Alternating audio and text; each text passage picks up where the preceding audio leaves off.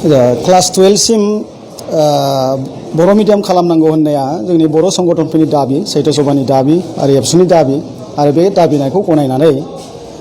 थांनाय 30 एप्रिलावनो जे government of आसामा प्रत्येक आसामाव थानाय डिस्ट्रिक्ट इन्सपेक्टरफोरनो बिटिसिल' नङा जेराव मेराव बर' मिडियाम दङ बेवहाय बिसोर लाइजाम हरजोबदोंमोन। बे लाइजामा आंनि आखायावबो दं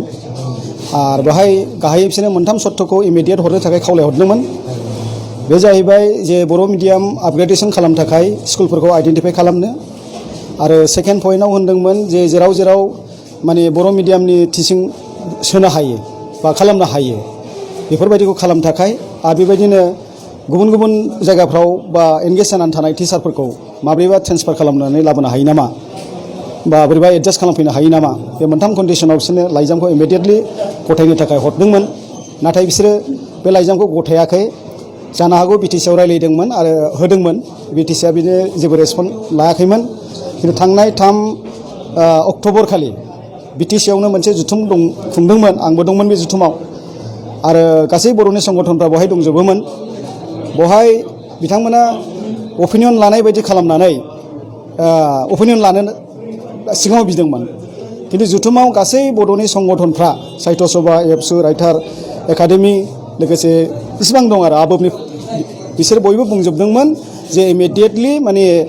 बर' मिडियामखौ क्लास 12 सिम लाबोनांसिगौ। आरो बेवहाय स्कलार मानसिफोर दंमोन, जोंहा आगोलनि मिनिस्टार थानेस्वर बर' आरो दंमोन जोंहा डक्टर कामेस्वर ब्रह्म, बर' साहित्य सभानि आगोलनि आफादगिरि। बिथांमोनाथ' जथेस्थ' बुंदोंमोन बे लेट जाबाय, बेखौ गोख्रै खालामनांसिगौ आरो हायोब्ला जोङो गोजौ थाखोआव कलेज लेभेलफ्रावबो बेखौ लांनांगौ होननानै। खिन्थु बे जुथुमाव मैया आं नुदों बिश्वजित दैमारिया माखासे मिसलिड बिथाङा स्टेटमेन्ट होदों आरो बिथांनि स्टेटमेन्टआ कमप्लिटलि फेब्रिकेटेड आरो फल्स। बिथाङा होनदों बिटिसिआव बेखौ रायलायाखै। बिटिसिआ रायलायाखै जोङो बुंनो हाया, खारन रायलायाखै होनबा जों फोथायनाय नङा। खारन बिटिसिनि एडुकेसन डिपार्टमेन्टआनो बे मिटिंखौ लेंदों आरो बे मिटिङाव जेब्लानाखि अपिनियना गासिबो लाजोबखांबाय, आंबो होदोंमोन अपिनियनखौ, आंनावबो बिदोंमोन बिथांमोना। आरो बिश्वजित दैमारिया बेवहायनो ओरैबायदि माखासे खोथा बुंनानै होबाय जे बर' मिडियामखौ फोजोबनानै इंलिस मिडियाम खालामनांगौआ बेनो बुंग्रोदों बे मिथिङाव। मैया बिथाङा खिन्थु फल्स स्टेटमेन्ट होदों। बिनि उनाव कमल सिंह बुंदोंमोन बिजनीनि एमएलए, बिथाङा बे रोखोम लाइनाव बुङाखैब्लाबो खिन्थु माखासे बर'नि आखलफोरखौ दुखु मोनदों इंलिस मिडियाम फोरोंनायखौ, बे लाइनाव बुंदोंमोन। बिनि उनाव चेयारपारसन हिसाबै खाम्फाया जेरैबायदि बहाय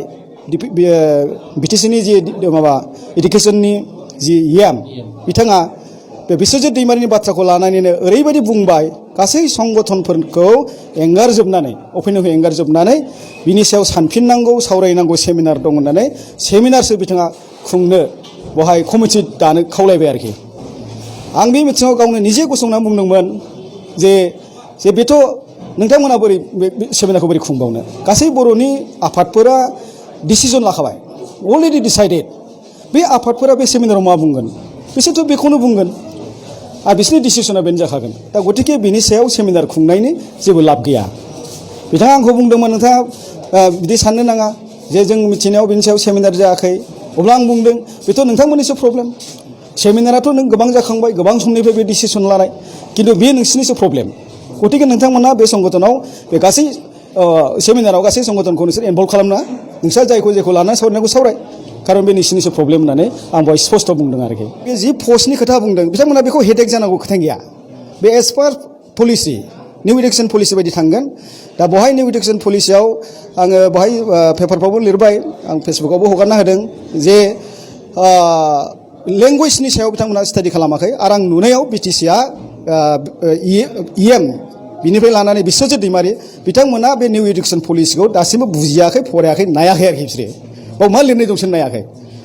दानि सिस्टेमा ओरैबायदि जाहैबाय जे आगोलनि सिस्टेम मथे क्लास 1 निफ्राय क्लास 10 सिम अर्थात 6 बोसोर बैसोनिफ्राय ओरै 14 बोसोर बैसोसिम बे फ्रि इडुकेसन हिसाबै गभर्नमेन्ट अफ इन्डियान पलिसिया बेखौ लादोंमोन आरो आरटिए एक्टआवबो बेखौ लिरनाय दं। खिन्थु दानि निउ इडुकेसन पलिसियाव बिथांमोना खालामदों जे क्लास नार्सारिनिफ्राय अर्थात क्लास 3 बोसोर बैसोनिफ्राय 18 बोसोर बैसोसिम अर्थात क्लास 12 सिम गोदोनि समाव माने क्लास 1आल' मोनसे फर्मेल इडुकेसनमोन। दा बे फर्मेल इडुकेसनखौ बिथांमोना दावखोबाय आरो नार्सारि लेभेलाव। नार्सारिया मोनथाम जागोन ABC, बे 5+3+3+4 फर्मुलाया बे बिनिफ्राय हायार सेकेन्डारि लेभेल होननाय गैला दा बेवहाय 9 आरो 12आ मोनसे बेस आरोखि औ दा ओमफ्राय बे इडुकेसन पलिसिखौ बिथांमोना बुंनाय बेवहाय स्पष्ट दङ लेंगुवेज हिसाबै जे क्लास 5 सिम कम्पालसारि मादार टं जानांगौ बेवहाय अनलि बाइलिंगुवेल किन्तु क्लास 5 नि उनावहाय जोङो माल्टिलिंगुवेल बा ट्राइलिंगुवेल बेखौ जोङो खालामलांनो हागोन किन्तु क्लास 8 सिम लांनांगौ बिथांमोना बेखौ साजेसन होदों आरो बिनिफ्राय नैबेथ' मोनसे केटागरि जाहैबाय एस केटागरि बेस केटागरि क्लास 9 to 12 दा बेवहाय बिथांमोना जायफोर इन्डियायाव जे आनरिकगनाइज्डफोर दं बा मिडियाम गैया आरोखि दा दिनै ओरैबायदिसो मोनसे थासारि फैदों नेपालि सावथाल इभेन राजबंशीफ्राबो मिडियामसो मोननो थांगासिनो दंबायो दानि निउ इडुकेसन पलिसि मथेब्ला आरोखि आनिफ्राय जायफ्रा स्टेट लेंगुवेज बा 8th शिडिउल लेंगुवेज बिनि सायावथ' बिसोर बुंनांगौ खोथा गैखाया बिसोर एस एटि सोलिलांगोन आरो क्लास 10 सिम जुदि मिडियामा दंखायो नालाय बियो आप टु क्लास 12 सिम थांखागोन आरो मोनसे जिनिसखौ जों बुजिबावाखै जे दानि स्ट्राक्चाराव जे 11, 12 फरायनांगौब्ला हायार सेकेन्डारि फरायनांगौब्ला जोंहा स्ट्रिमा गावहोयोमोन कमार्स आर्ट्स साइन्स जायोमोन बे थानाय नङा दानि क्लास 10 स्टेन्डार्डआ जि दङ बे स्टेन्डार्डखौनो दावखोगोन 12 सिम आरोखि बेवहाय एक्सट्रा माबा थाला स्ट्रिम थाला आरो दा बेबायदि लांनानै आफ्टार हायार इडुकेसनावसो बेखौ गावहैगोन ओरैनो हायार इडुकेसनावसो गावखायो हायार सेकेन्डारिया जाहैबाय बिनि एडभान्स स्टाडिमोन आरोखि आरो गोदोबो गैखायामोन बियो गोदोनि समावबो गैखायामोन किन्तु गेजेरावसो बेखौ दादों इन्डियाआव दा बे जिनिसखौनो बिसोर लाबोफिनदों आरोखि गभर्नमेन्ट अफ इन्डियान पलिसि मथेबा दा मावनायनिसो खोथाखा बेखौ सावरायनायनि खोथा गैया आरो बिटिसिआबो हमथानो हाया बे गावनि गाव लाइनाव खारगोन आरो किन्तु गमामा बिसोरो डिसिसन लानाय जायोबा बिनि सायाव मोनसे प्रेसारसो जागोन आरोखि बिटिसि गभर्नमेन्टआ बेखौ प्रेसार हरनायसो जागोन अब्ला बे जिनिसासो गाज्रि आरोखि दा ओंखायनो बिसोरथ' बेखौ सावरायखाना जलद थाब्लाबो बिसोर जेबो नङा बे निउ इडुकेसन पलिसि मथे खारगोन दाथ' लेखाया नों सेन्ट्रेलासो दिहुनजोबखायो आरो बे सेन्ट्रेला दिहुननाय मोनसेल' लेखा अल इन्डिया गासिबो एखेजोब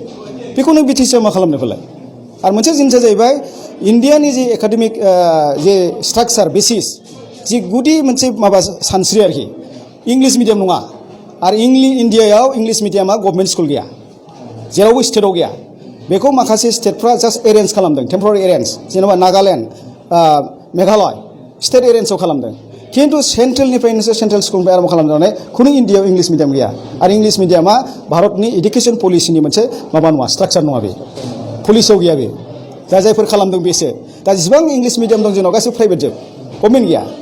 गतिके नों बर'आ जुदि इंलिस मिडियाम खालामनांगौबा बे प्रब्लेमा गिथाव बाथावसिन बिटिसिआव बेखौ मा खालामगोन बे आरोखि दा बिसोरनि सायाव जेबो आइडिया गैया मिथिया आरो बिसोरो जास्ट बुंदों इमसनेल फरेन कान्ट्रि बेरायहैयोनो माबा साख्रि बाख्रि कल सेन्टाराव खामानि मावनांगौनो शपिं मलाव मावनांगौनो इंलिस नांगौनो नाथाय बिनि सायावबो बिथांमोना जेबो कनसेप्ट गैया माने कमिउनिकेसन स्किल जे नांगौ लेंगुवेज रोंनानै जुदि जाया बिथांमोना बिनि सायाव जेबो आइडिया गैया आरोखि आं रायजो राजाखौ बुंदों इमसनेल जानो नाङा आसलथे बेखौ गिनांगौ गैया साननांगौबो गैखाया आरोखि बुस्थुआ आरोखि दा खिन्थु जोंहा बुंनांगौ जादों जे नै दाखालि हाग्रामा महिलारि बिथाङा बिटिसिनि चिफनि हाग्रामा महिलारि बिथाङा जिबायदि भाषाजों बुंदोंमोन बियो आगोलनि समाव बुंनाय मोनदों एसे आगोल बे निउ इडुकेसन पलिसिनि सायावनो इन्टारभिउ लाफैदोंमोनथ' बेवहाय बुंनाय खोथामोन आरोखि बे खिन्थु बिथाङा जि बुंदों आरोखि बिथांखौ सोरबा मिसगाइड खालामदों सानो आं आरो बिथाङा फ्रि माबा इडुकेसननि सायाव माबा गैया आरोखि आरो बिटिसिनि एकर्डखौनो बिथांमोना मोजाङै फरायना फरायाखै गावनि एकर्डखौनो बेहाय सुक्तियाव मा मा लिरनाय दं बेहा आसरित आरोखि